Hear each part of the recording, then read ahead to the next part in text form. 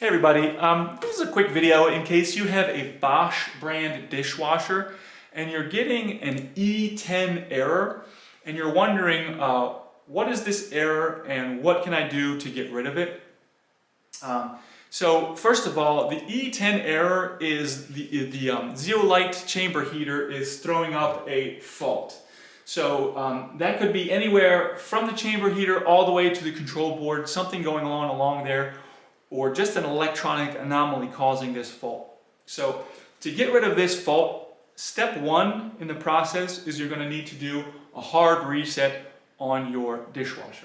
So to do a hard reset, you're going to turn it off and then remove it from power completely. So either unplug it from the wall or turn it off at the breaker if it's hardwired.